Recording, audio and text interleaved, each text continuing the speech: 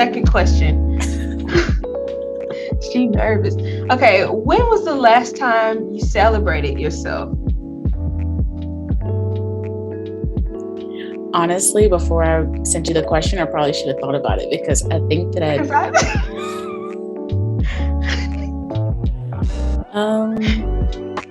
or what is it? Well, hold on. Actually, this is a really good point. The fact that I'm having such a hard time remembering the last time that I celebrated myself. This reminds me of a couple years ago, I had this idea. I was like, women should definitely be creating like having accomplishment parties at the end of the year. And it doesn't necessarily have to be like I got a promotion or I made more money and this or that. It could literally be like I set boundaries throughout this year and that's something I wanted to do. Like it could be something like that.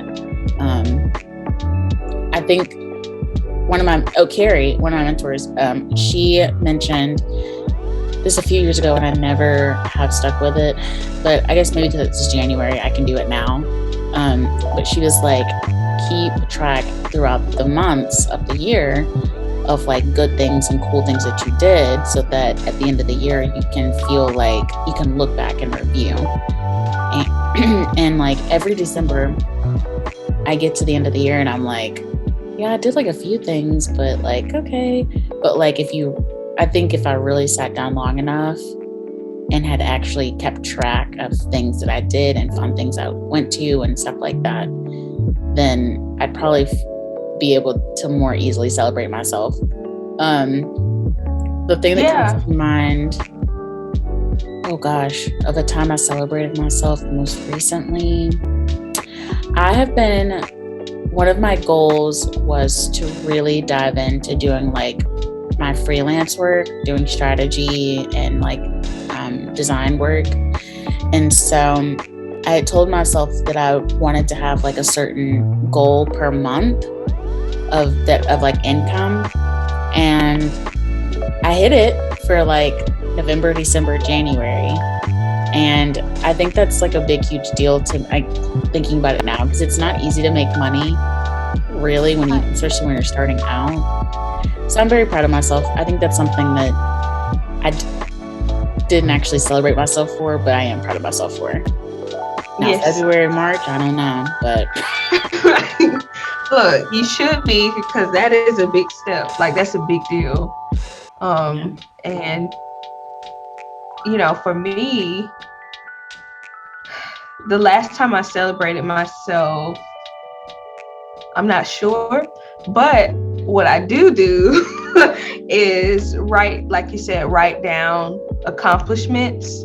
But I really I'll be honest, I don't write down my accomplishments. I look back at my notes of things that, you know, I plan to do and then just reflect on the outcome. So it's kind of like looking back at the strategy and the, you know, like how it started out. And I'll write silly notes like, I don't know what I'm doing, or, you know, like, hope this works. And then when I go back after, you know, everything has been accomplished, then I look back at like, okay, this is when I had so much anxiety. This is when I didn't think that things were going to turn out the way it did. And now I can actually like go back and, you know, say that, oh, it happened, I can do it. And so it kind of prepares me for the next big amount of anxiety that I have when I'm like, I'm not sure that this works, or, you know, I'm starting out, like I'm on square one. So, you know, it definitely helps to kind of go back and reflect on the process and just reflect on those feelings that, you know, you had during that beginner phase. So it kind of, you know, that helps. I'll definitely say, like, I've always had an issue, or not an issue, but I just never really thought to celebrate myself. I just do the work. And then after it's done, I'm like, okay, great. What's the next thing that we're going to do? But just being able to like be in the moment and take some time for yourself and think of yourself as not a tool, but as a human that's making moves. I'm a human doing this. I'm not just a designer. Okay. For anyone who listens or watches this is a perfect example of someone not celebrating themselves, because Tyra earned a $50,000 grant for her nonprofit organization, and the fact that happened a month ago or however long, it was very recent, and she couldn't even think about that, is a perfect example. Right. I'm just like, what are we gonna do with that? Because it is like and I'm kind of happy that I'm that person where I don't celebrate first. I kind of, continue to do the work, and it doesn't like make me just put everything behind, And so Can I ask you a question? Yeah. Do you remember the first time? Okay, I'll tell you a story. The first time I ever remember celebrating myself and someone shooting me down was in the 4th grade.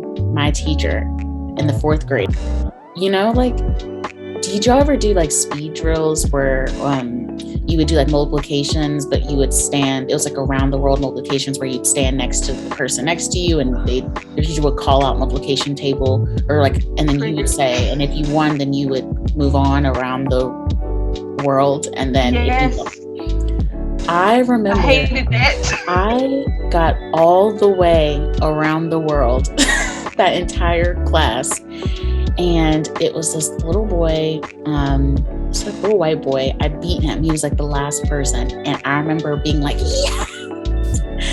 And in front of the entire class, Miss was like, Kashara, that's not the right way, that's not good. You shouldn't, that's very boastful, and it's not good to celebrate yourself in that way. And I remember she did it in front of the whole class. I remember being so embarrassed because I was like, oh my gosh, I probably hurt his feelings. I'm like, and it stayed, I didn't realize it until maybe like a couple of years ago. Like that one interaction when I was 9, I carried that until like 27, 28. Yes. And I was like, that wasn't being boastful. That was being very, like, it's good to be proud of yourself. And like, would she have done that if I was a boy? Like, why is it that we tell little girls that like you have to tamper your celebration of yourself, and like you can't be too proud of yourself because you'll hurt other people's feelings and stuff like that? So I'm curious if you've ever had a moment, like, I'm curious if other women and just marginalized, like people in marginalized communities, have had that singular moment that they can remember, or if this is just something that like organically we see the messaging just solely through TV. Because for me, it was a very specific moment. Yeah. Ooh, and that just brought like, I felt you, like I was so, it ruined the whole thing for me. Like I remember we did it after that, we like, we did division tables or whatever. And ever since that one, like my face got hot. I was like, I could feel it in my body. I was so embarrassed. Yes. And ever since that, I would just kind of like still play. Celebrate in silence. Yeah, but I remember being like so in my head after that, like, okay, just smile and then move on, like quietly. Yes.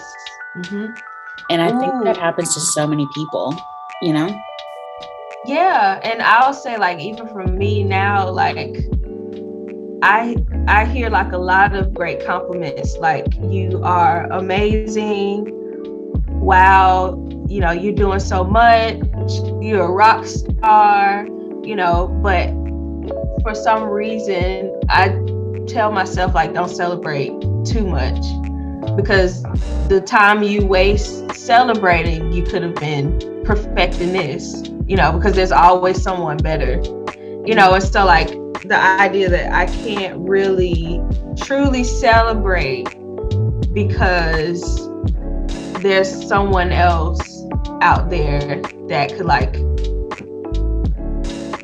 humble me, and it was like just this idea of like a mixture of like the pride of life and humility. It's like I don't want to get too proud, but I also don't want to not feel anything as a human. And so like, what is the balance? You know, and that's something like I never really heard before, because we boast on everything just in the American culture. Like, you're taught to boast or pretend that you have all of this stuff even if you don't, because that boosts your not only your ego but everyone else's view of you. You know, like always show your accomplishments online, always present yourself as this. But personally for me, I definitely am proud of myself.